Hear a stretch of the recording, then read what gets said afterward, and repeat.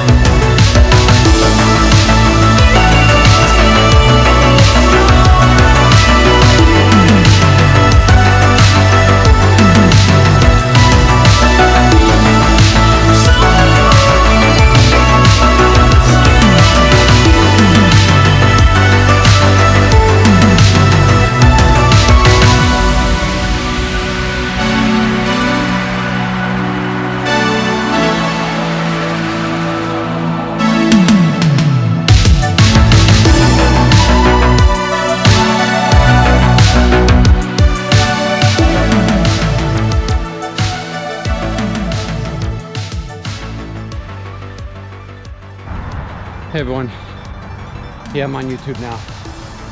So just did 42 minutes or so, very easy running, nice and slow, 7.2 kilometers. A little bit of that was walking, and I dropped my earbud. And this is kind of my first structured workout for my first Ironman 70.3. It's like a half Ironman distance. Includes a half marathon at the end. And what I'm gonna do now that I have this fatigue in my legs, because even though it was an easy run, it had a lot of different elevation changes. Not super steep, but like a gradual uphill. Kind of what I'm looking for, put some fatigue into the legs.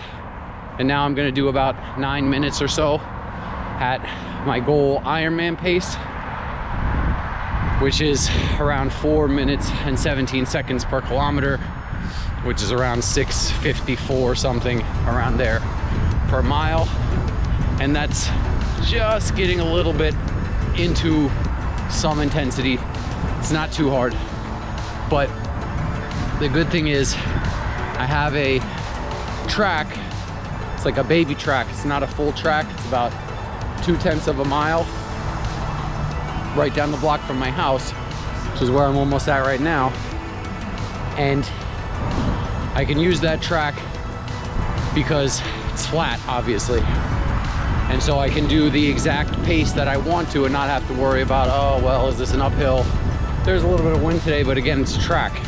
So at some point the wind is gonna be at your back. So it's a really good kind of intro into the sort of training that I want to be doing for about 12 weeks out now. And there's a lot of wind, so you can't hear. Doing pretty well. This is a track, baby track, 0.21 miles, something like that, that I've kind of calculated. So went pretty well. This is my first time running with the selfie stick for the GoPro. So where I wanted to speed up just a little bit to my target marathon pace for the Ironman, I started that a little bit late, so it's fine. I sort of went slow until I got to the track, and then it ended up being about 2 kilometers exactly at 4:15 pace. I'll have to look exactly, but the cool thing is this app right here, I'll show you this later. It's called Runkeeper. I recommend it. It's the best one I've used. I don't use a Garmin or anything like that. I feel like it's a waste of money to get a $320 Garmin when this is free on my phone, and works to me like better than any Garmin type watch or anything that I've ever used. It tells you your current speed and the average speed for the interval that you're doing, which a lot of the apps don't have. So I could see that even though my interval pace for the 9 minutes or so that I wanted to run at my goal marathon pace was you know, whatever it was, less than I wanted it to be, slower than I wanted it to be, that the current interval, or the current pace that I was running was pretty much right on, whatever it was, somewhere between 410 and 420 per kilometer, which was fine. And my goal as the season progresses is for that target pace, which is a little bit above, like I could even see my heart rate when I was running easy before up the hills.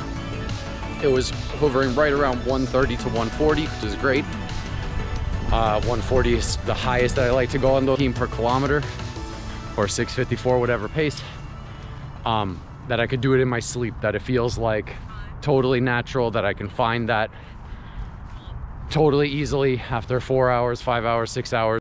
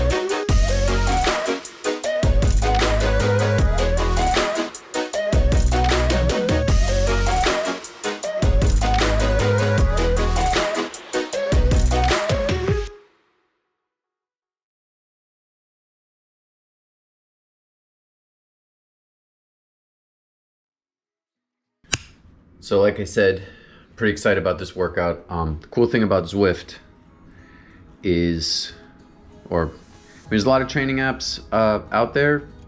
Zwift is actually pretty good for making your own workouts, and this is a juicy, challenging workout that I wrote last night. And when I try to write workouts, and I write all my own workouts, I do all my own coaching, planning, all that. But when I try to write workouts for myself that are key workouts like this, where I want it to be challenging but manageable. I want to feel, and I have felt all day, like I'm thinking about the workout and I'm wondering, am I going to be able to execute the workout? Am I going to be able to get through the intervals and the session that I set for myself?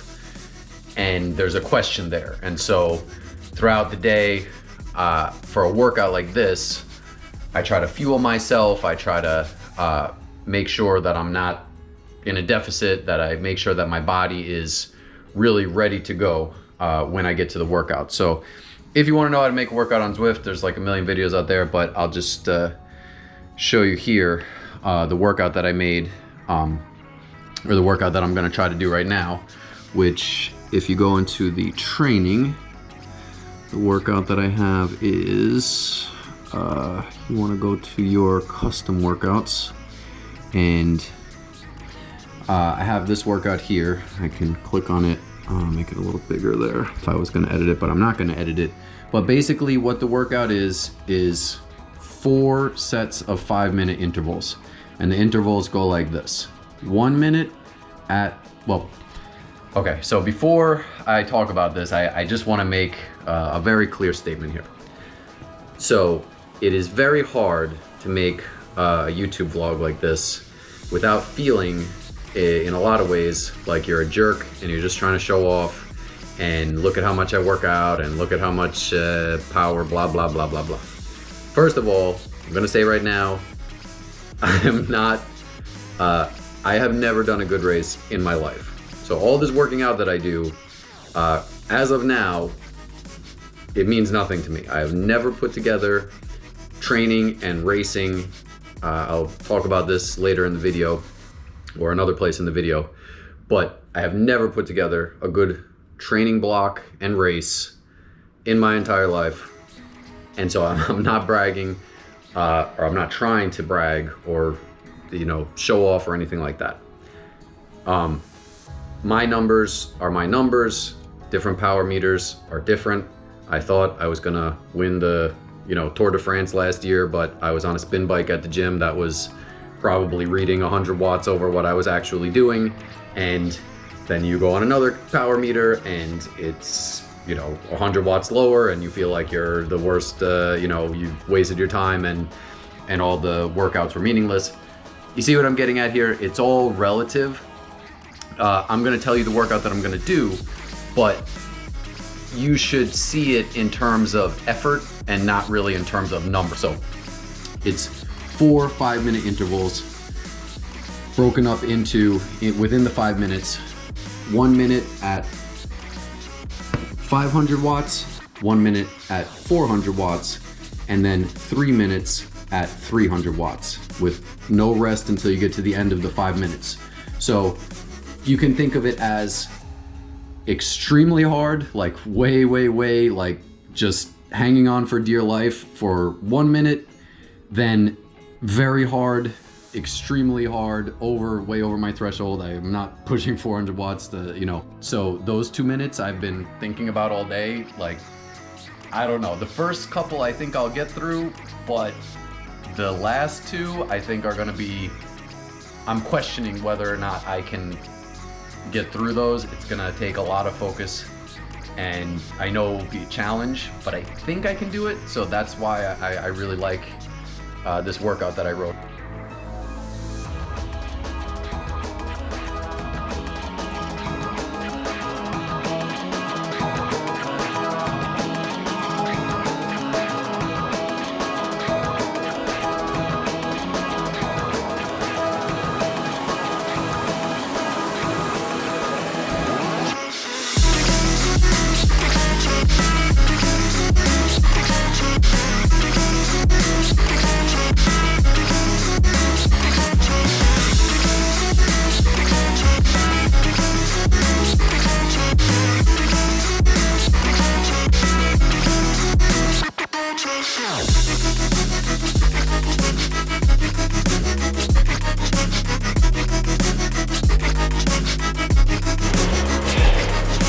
So 7 seconds left in the first interval. It was brutal. It was brutal. I couldn't do it. I got through the 500, and then I got about halfway through. I want to say I was about to pass out, so I didn't see exactly.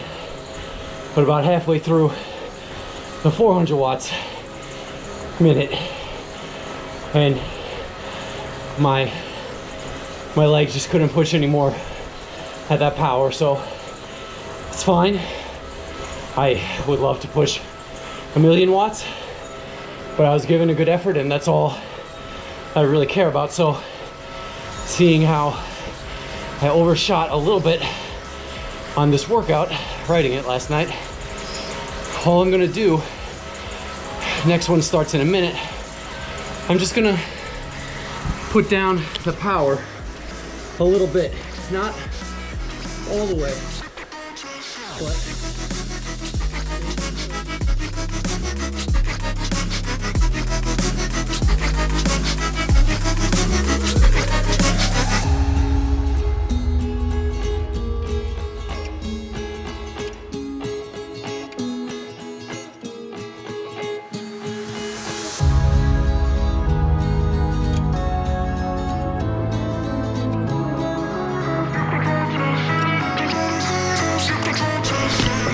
so if you're playing along at home, that's 2 intervals that I failed. I got through, again, the minute, what was it, 450, and I started in at 360 for the next minute, and I got like, whatever it was again, 30 seconds in, and I just felt my legs start to go slower.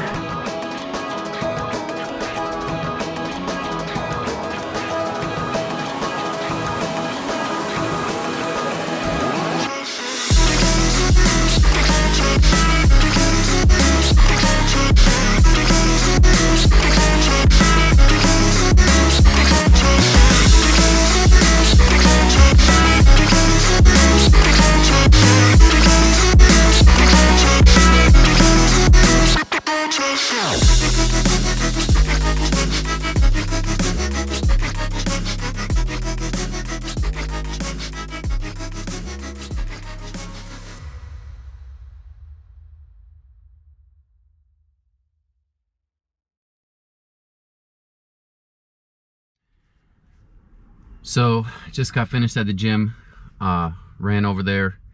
The gym, basically, I don't love being in the gym right now because you know, it's kind of the one place that I go other than maybe the supermarket where I'm around other people, and for a very long time in quarantine, gyms were closed, and then even when gyms opened up, I didn't go. I was feeling bad anyway, but chasing the dream, I get in and out. You know, heavy lifting like I do, or at least heavy for me, is essentially proven at this point. There's no debate that it improves your cycling performance, your triathlon performance, especially at my age. So it's just something that I feel like it's part of the foundation of what I'm trying to do to do this race. So but it's nothing crazy. The gym to me is 4 exercises. I do squats, deadlifts, some type of lunge, and leg press. Every time I go into the gym, I do those 4 movements. I feel like those are the 4 movements that I've sort of determined in my mind to be the most efficient, important movements for cycling and running. And I do them pretty heavy. I'm gonna try to set like a PR, or not, wouldn't be a PR in my life, but I'm gonna try to do 300 pounds. I've kind of been building up to that on the squat and the deadlift. Next week, I'll show that to you, and I'll explain a little bit more about my strength training routine. But those are the 4 exercises that I do.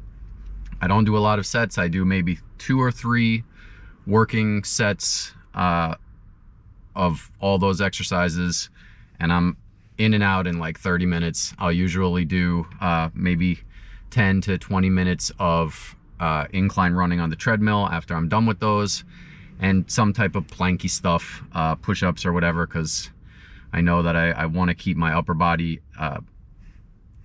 strong, but I'm not looking to build any muscle. You know, I'm looking to just keep the core strong, keep the upper body strong for when I start swimming, and obviously just in general, you want to keep your entire body strong especially as a triathlete. I'm not a pure runner. I'm not a pure cyclist. I want to do an Ironman. I want to do all 3 legs to the best of my ability, and that includes the swim, which is almost all upper body. So now I got pretty early over to my appointment to get the vaccine, or my first shot of the vaccine. This is where they're giving it in my area. And if anybody's watching this who happens to be going to this same place, it's the Westchester County Center. It seems like parking is pretty available right across the street where I am. I'm gonna pay to park here.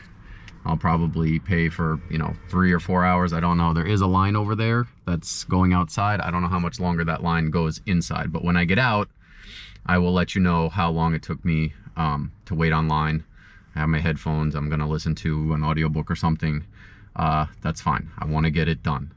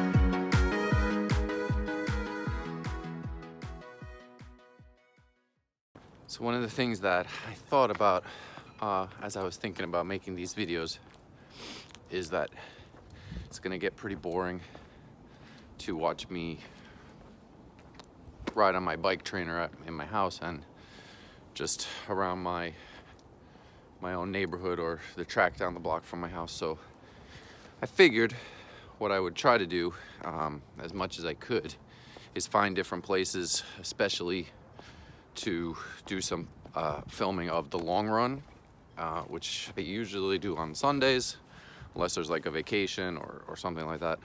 But so what I'm gonna do is I'm walking the dog right now. There she is. Go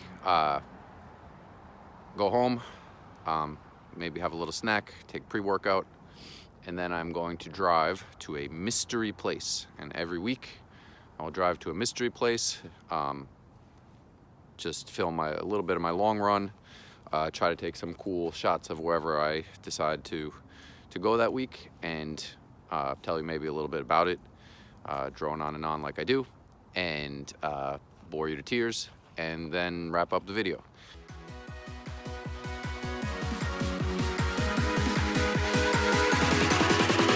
Uno, dos, tres.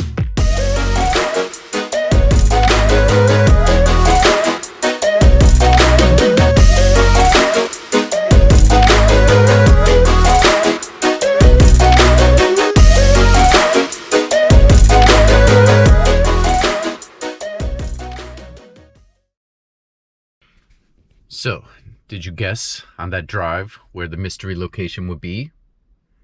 Well, if you guessed the Woodlawn 4 train station, you guessed incorrect, because I am starting there. So I guess you would be correct, actually. That's on the run. But the real location, destination of the mystery run is Yankee Stadium.